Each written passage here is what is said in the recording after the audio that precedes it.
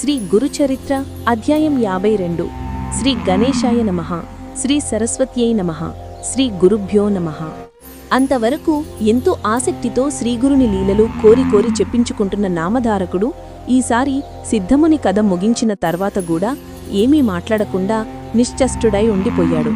నఖశిఖ పర్యంతము కించితైనా చలనం లేకుండా శిలా ప్రతిమలా ఉండిపోయాడు. అతని శరీరమంతటా వెంట్రుకలు నిక్కబొడుచుకొని ఉన్నాయి. చెమట బిందువులు నిల్చాయి. అతని శరీరమంతా కంపించిపోతున్నది.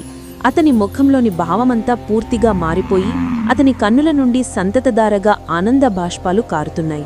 ఈ 8 విధాలైన భక్తిభావాలతోనూ అతడు సమాధిస్థితిలో ఉన్నాడని గ్రహించిన సిద్ధముని లోకహితం కోరి అతన్ని మేల్కొల్పాలని నిశ్చయించుకున్నారు.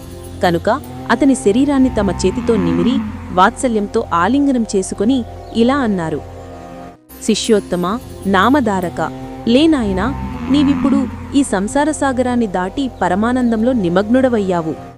శ్రీగురు లీలామృతం పానం చేసి శ్రీగురుచరణ కమలధ్యానమనే సహజ సమాధిలో నిలిచిన నామధారకుడు ఆ తన్మయత్వంలో శ్రీగురుణ్ణి ఇలా స్తుతిస్తున్నాడు: స్వామి, అచింత్యులైన మిమ్ము ఎలా ధ్యానించేది? సర్వగతులైన మిమ్ము ఎక్కడికని ఆహ్వానించేది? ఈ విశ్వానికే ఆశ్రయమైన మీకు ఆసనం సమర్పించేది ఎలా? తీర్థక్షేత్రాలకే పవిత్రత చేకూర్చగల మీ పాద పద్మాలను దేనితో కడిగేది? విశ్వకర్తవు సర్వకర్తవు అయిన మీ చేతులకు అర్ఘ్యం సమర్పించేది ఎలా? సప్త సముద్రాలనే కాక ఈ విశ్వమంతటినీ కడుపులో దాచుకున్న మీకు ఆచమనం నేను ఎలా సమర్పించగలను? శుద్ధ సత్వస్వరూపులైన మీ స్మరణయే లోకాలను పావనం చేస్తుంటే మీకు ఏమని స్నానం చేయించేది?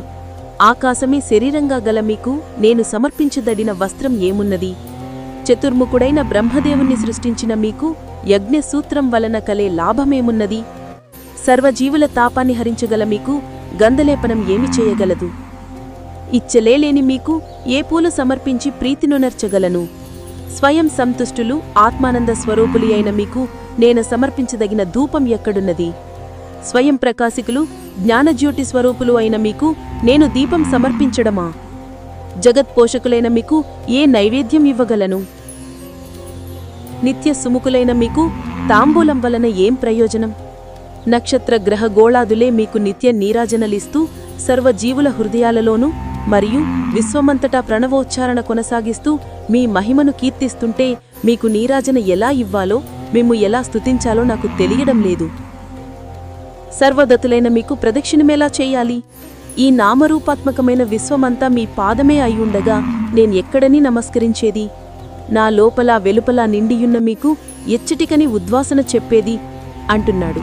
అప్పుడు సిద్ధయోగి ఆనందంతో నవ్వుకొని, నాయనా, నీవిలా అంతర్ముఖునవై నిశ్చల సమాధిలో నిలిచిపోతే ఈ జగట్టును ఉద్ధరించేదెలా? ప్రజలందరూ ఉద్ధరించబడాలన్నదే శ్రీగురుని సంకల్పం. ఆయన చూపిన మార్గంలో పయనిస్తున్న మనకు ఆయన అభీష్టం నెరవేర్చడమే ప్రధాన కర్తవ్యం. నీవిలా కూర్చుండిపోతే అదెలా సంభవం? కనుక నీవు మేల్కొని శ్రీగురు చరణాలను స్మరిస్తూ శాస్త్రవాక్యాలను అనుసరిస్తూ ఈ ప్రపంచంలోనే జీవించాలి అని చెప్పి చివరకు అతన్ని మేల్కొల్పారు.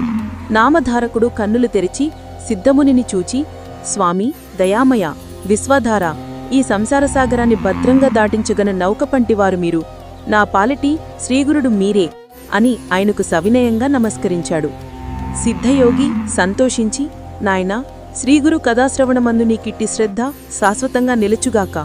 నీవు ఈ గురుచరిత్ర నిత్యపారాయణ చేస్తుంటే ఇహపరాలు రెండూ సిద్ధిస్తాయి. ఒక శుభముహూర్తంలో నీవు పారాయణ చేసే స్థలాన్ని శుద్ధి చేసి రంగవల్లులతో అలంకరించి అక్కడ కూర్చొని మొదట దేశకాలాలను స్తుతించు. అటు తర్వాత శ్రీగురునికి మానసోపచార పూజ చెయ్యి. పారాయణ సమయంలో మౌనం పాటిస్తూ మనోవికారాలను శమింపజేసుకో. అప్పుడు దీపం పెట్టి గురువుకు పెద్దలకు మనసా నమస్కరించు. ఉత్తర దిక్కుగానో లేక తూర్పు ముఖంగానో కూర్చుని మొదటి రోజు 9వ అధ్యాయం చివరి వరకు, రెండవ రోజు పారాయణ 10వ అధ్యాయం నుండి 21వ అధ్యాయం చివరి వరకు, 3వ రోజున 30వ అధ్యాయం చివరి వరకు, 4వ రోజున 35వ అధ్యాయం చివరి వరకు, 5వ రోజున 38వ అధ్యాయం చివరి వరకు, 6వ రోజున 43వ అధ్యాయం చివరి వరకు, చివరి రోజు గ్రంథాంతం వరకు విద్యుక్తంగా నీవు గురుచరిత్ర పారాయణ చెయ్యాలి. తరువాత నైవేద్యం పెట్టాలి. తరువాత సాష్టాంగ నమస్కారం చెయ్యాలి. సప్తాహ పారాయణ చేస్తున్నంతకాలం భూమిపై నిద్రించడమే మంచిది. అది పూర్తయ్యాక యథాశక్తి బ్రాహ్మణులకు భోజనం పెట్టి దక్షిణ తాంబూలాలతో వాళ్లను సత్కరించాలి. ఇలా నిర్దుష్టంగా శ్రీగురుచరిత్ర పారాయణ చేస్తే తప్పక గురుదర్శనం అవుతుంది. ఇలా చేస్తే సాటి వారందరూ కూడా ఆ భగవంతుణ్ణి సేవించుకోగలుగుతారు.